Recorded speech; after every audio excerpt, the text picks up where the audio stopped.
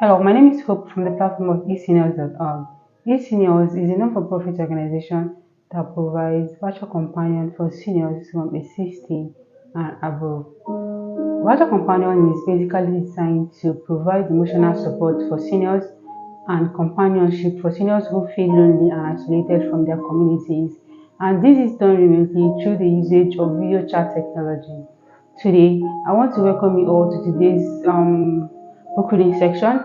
We have been reading a book from Alex Agege titled The Unexpected Joy at Dawn. We've done several chapters, so today we are going to be starting off from where we stopped. Listen as I read. Joe got to the residence of the landlord of B.A. Man Building Complex later than he had wanted. He had hoped to see the Bay's restaurant proprietor too before the curfew time at 7 o'clock. The landlord's one-story residence was a modest one from the outside. Its interior was awash with plush fitting and ornaments. The living room was furnished with the best furniture Farmers Forest could provide. The coffee tables had glass tops, each cut in the form of the map of Ghana. The ceiling was decorated with a large black star that had yellow edges.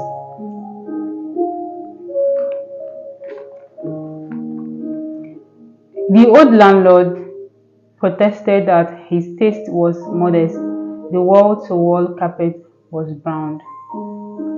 Joe thought that the old man, who was not far away, had dispensed with the florist who used to tend the flowers on the old man's large compound. The flowers looked untended and at the mercy of the harsh weather.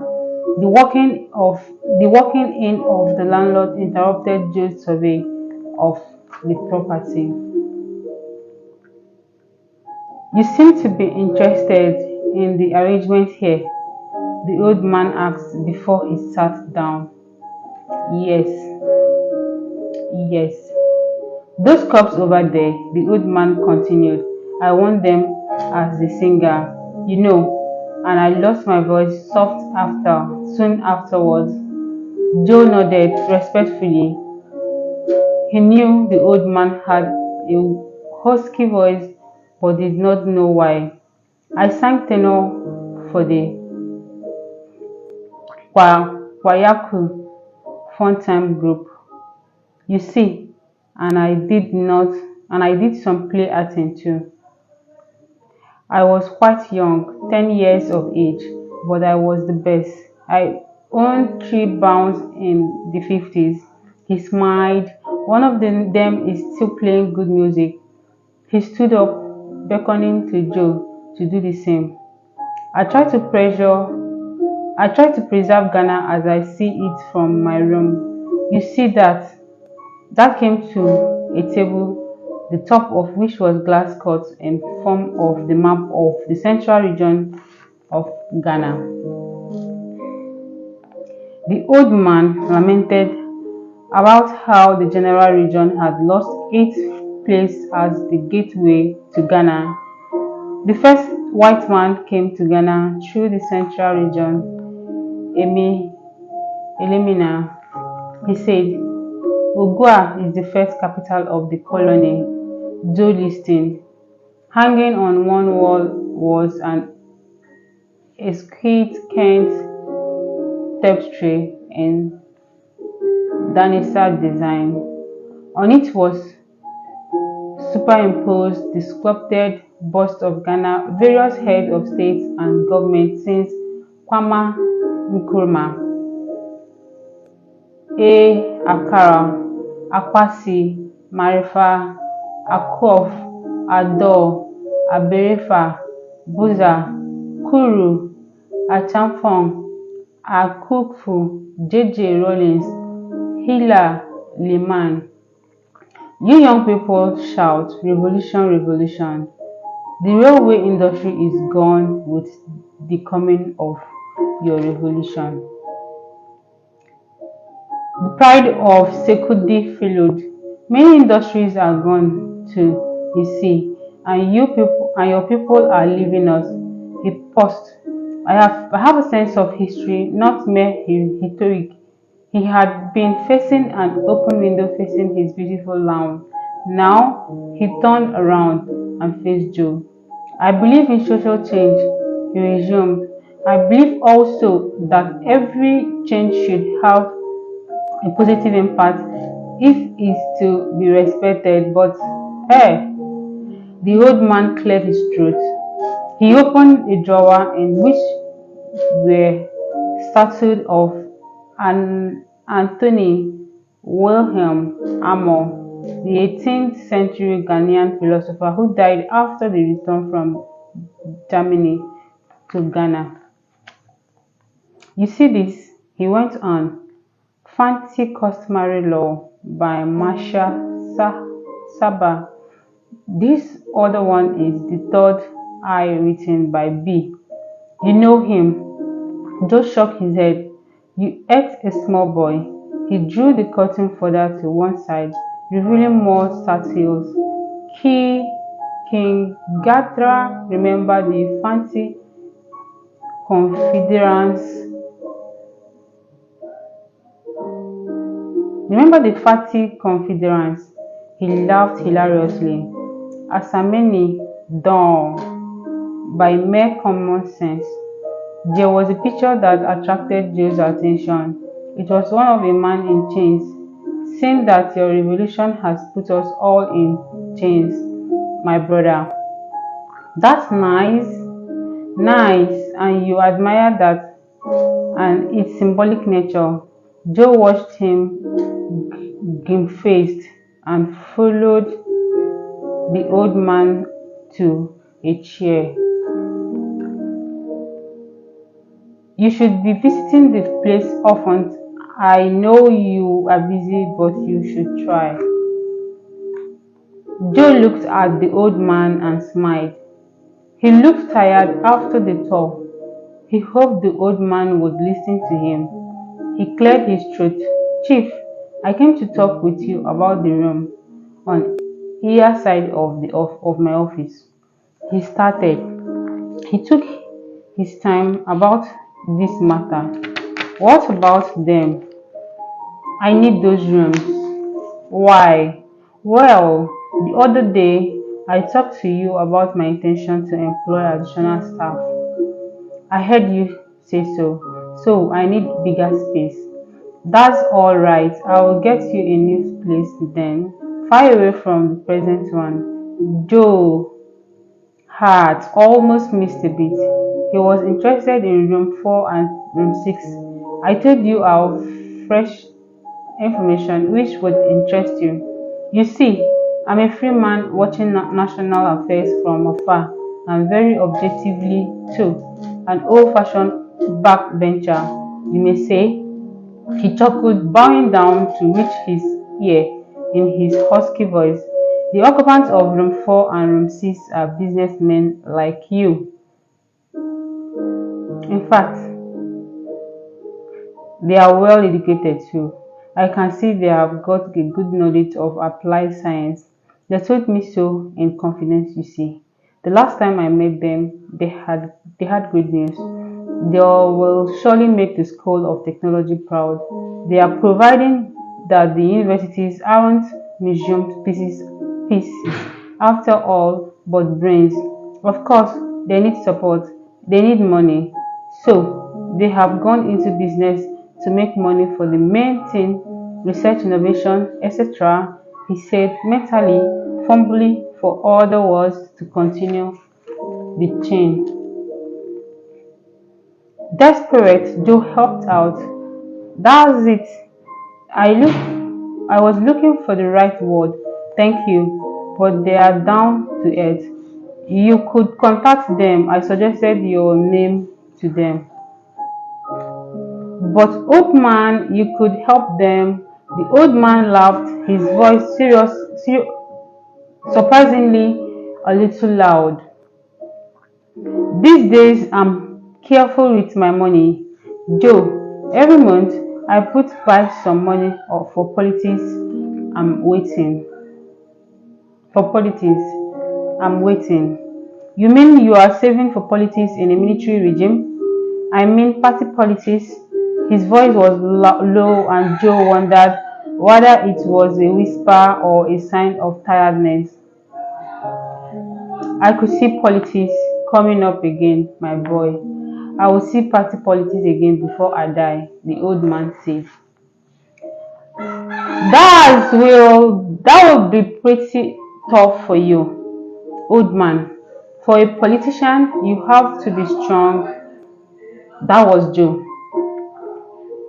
I see your point. I'm going to get as official because I can't address a dozen people.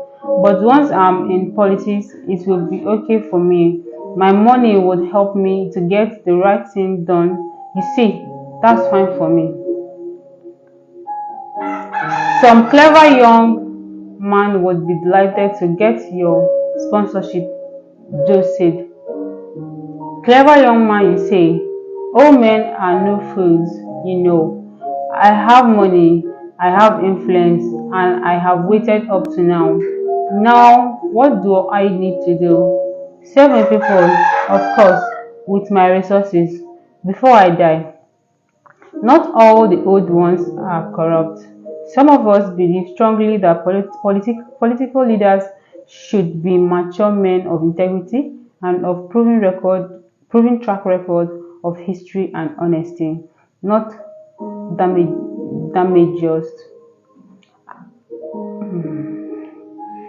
I know many young men who are completely rotten. Joe remembered it was getting late. I could pay you 5 years advance, he told the old man. You mean what? I mean, if you will allow me to take room 4 and room 6, the old man smiled. I told you the young ones are rushing into things. 5 years advance isn't my worry. You should know, at my age, I keep to my principles. Joe got up, defended in his intentions. He strove not to offend the old man. At the door, the old man drew Joe aside and told him, justice and fairness, that's it. If you want peace, do justice and be fair. Joe Joe only smiled at the old man's comments. He politely thanked his host and left. The old man waited for a long while until he could no more hear the whining of the engine of Joe's car. The voice in Linda's room almost fell to a whisper.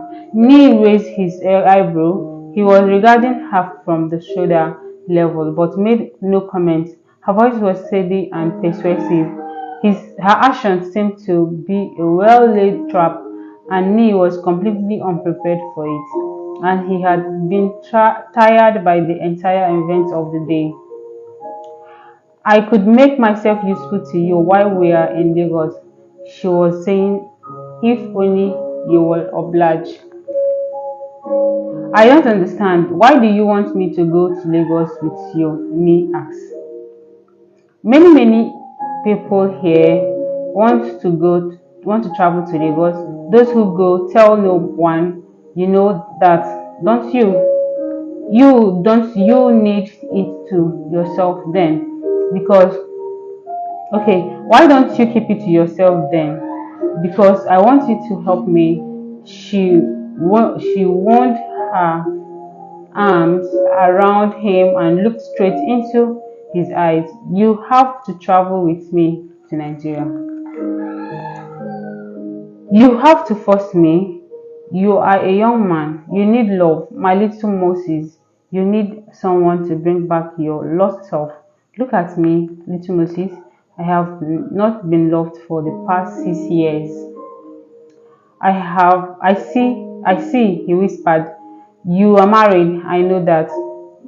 He looked down, pensive and contemplating what he would do. She turned and walked towards the bed. As she walked, her bottom shook. Nee observed her. Why don't you open the door for me to go away? She walked back to him and broke down, sobbing. My husband wants me to join him in London, but I need a British visa. I couldn't get it at the British High Commission here. You see my plight. She stopped and watched him, but Nee hated the idea as much as he did the day that sent him on those endless episodes. She was eager and energized by her desire. My only opportunity is to go to Nigeria and obtain a British visa there. Just agree to play the role of a husband since you are a Nigerian. My entry into Nigeria won't be difficult. She raised her head after revealing her full intention, hoping to God that Nee would be affected by it. But his mind was made up. How did you get into your head that I want to travel to Nigeria?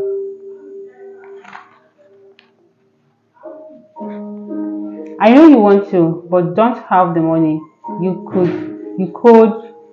told you thought, sorry, who told you I want to? I know, you're travel mad, she said, sobbing, and cleared the tears from her face with the back of her hand. Nee swallowed the spittle in his mouth. Open the door, please, and let me out, he said.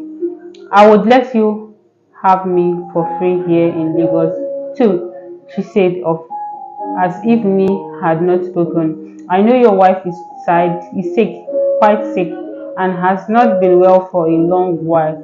She did not finish. After some silence, she said, so, as if finalizing an agreement about which no one else had any permitted opinion. The siren went, announcing the start of the day's curfew at 7, and Linda thought she had found the chance she was waiting for. She jubilated silently. She held him gently, but he pushed her away.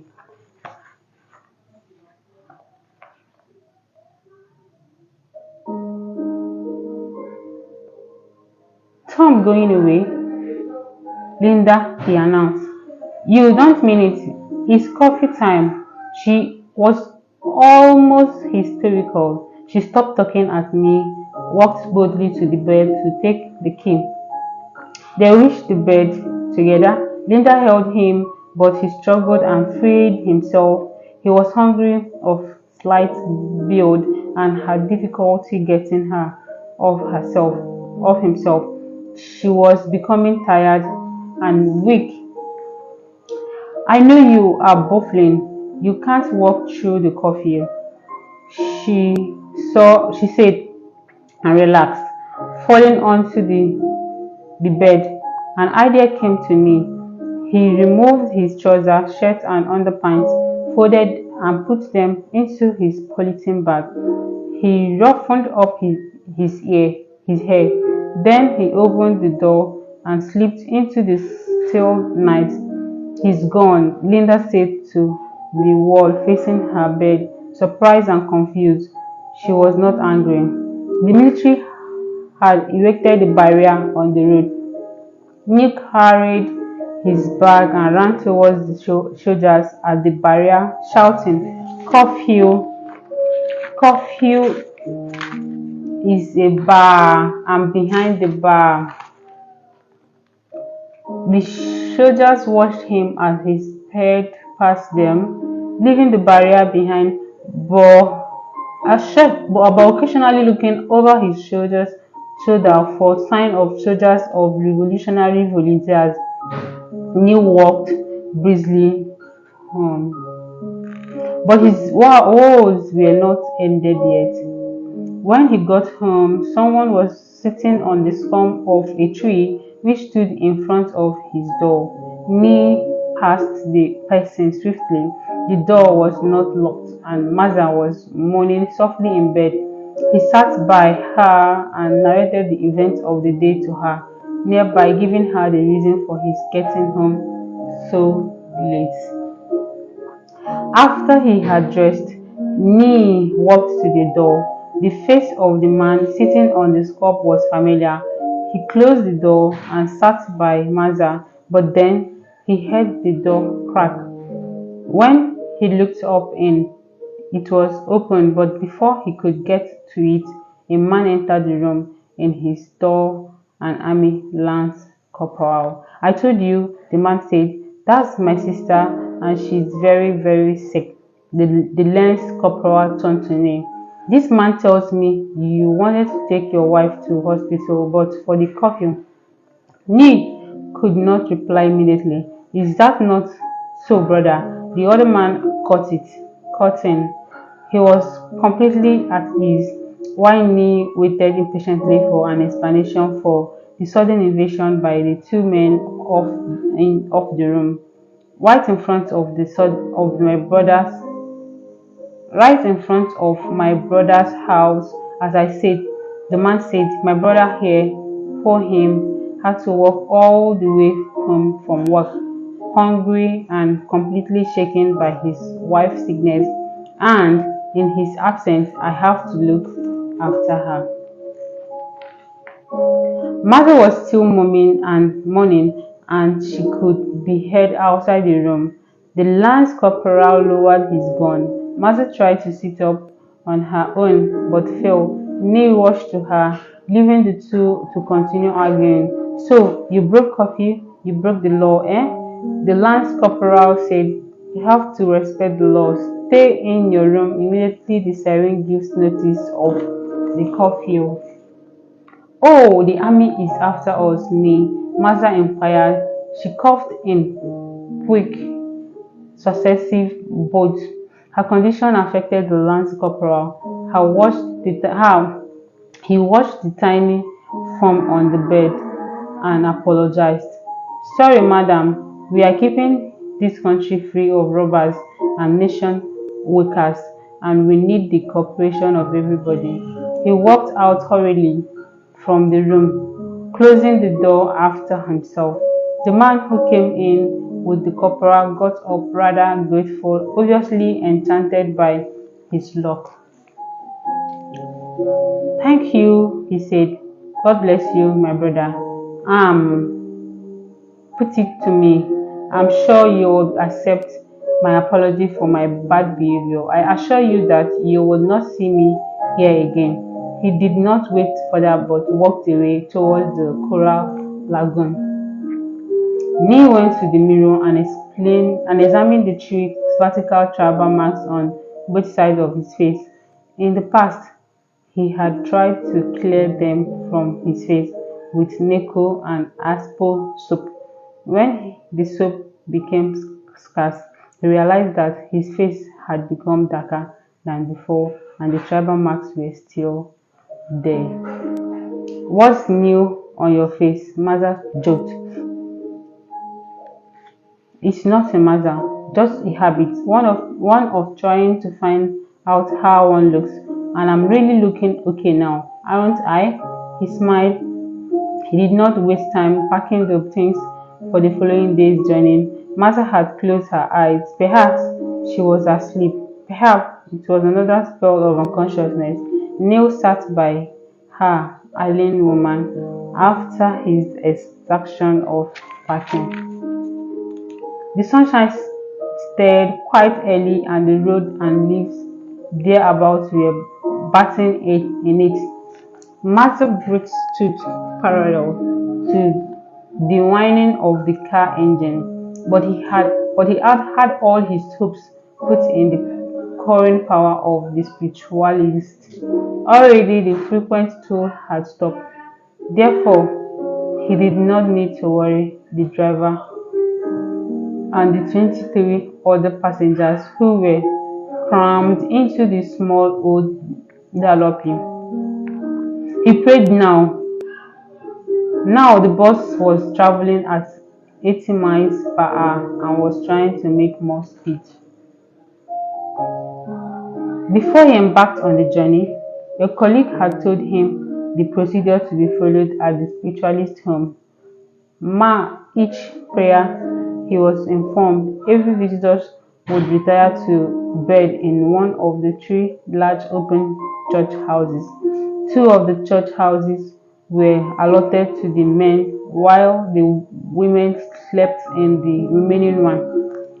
No visitors was expected to spit on the prayer ground. You will promise me, Maza's voice broke the monotony of mourning and was remarkably clear. He ran his hand over her head which was laying on his lap. What promise, Maza? You will always remember me. Neil nodded passionately. I promise, Maza. I will go. We are going to be the loveliest pair that ever lived in this land. His mind returned to the bus. The several wheeled parts indicated to him that the driver had to pack parts with much of his earning to keep the vehicle on the road. Soon he was trying to work the driver into reducing the speed, and he was overloading the small bus. The bus, me reminded his driver, was a mere 15-seater. The driver resulted typically. The vehicle was the pride of the people of the area. When people traveled, they wanted to arrive early. In any case, the vehicle was not a hers. Again, the vehicle was the only passenger bus in the area. Did me want him to leave behind passengers who, unlike him, had not got a place on the bus but must get to destination far away? Did he not think, in fairness, that he was being selfish by prescribing leaving such desperate passengers behind? He could not argue with a rural driver with whom no one argued. Those drivers listened to no one. Me gave up. Martha's face was calm and serene. When Neil looked at her, he thought she was asleep. The morning was gone too. A smile was on her face. There's no problem with me now, she assured Neil. I'm happy, Maza. You were wonderful. You looked into her eyes, which were closely, slowly. Go to sleep, sweet beauty, relax and release all worries, he chanted in whispered lobby. The other passengers looked on. There was a sudden trumpeting at the side of the bus. They had come to a village and someone was alighting. However, surprisingly, the vehicle had passed the village by 40 meters despite protestation from an old woman, supported by most of the other passengers. The driver was not generous with his response, accusing them of ungratefulness. The journey continued after the woman had gone down.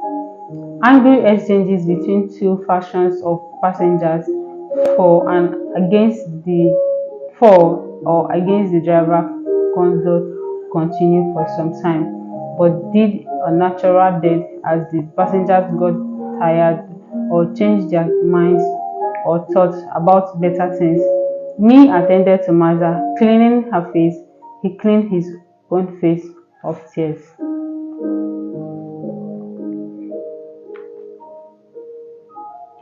With Maza asleep, Neil's mind wandered. The early days of their marriage, he once went out with Maza to a friend's house where they watched television. He recalled a program on Interior. According to the principal, he recalled bodies tend to retain their position. Suddenly, he was forced out of his boredom. The bus made a sudden jolt as a tire entered the hole on the road, and the passengers reeled forward and backward. He feared for the 4 passengers on the roof of the bus. How safe were they with these potholes and the launching of the bus? Somehow, the roof passengers did not get thrown off in the end. Actually, they themselves have jubilated, shaking the bus and making a lot of uncaring noise to the annoying of the passengers inside the bus.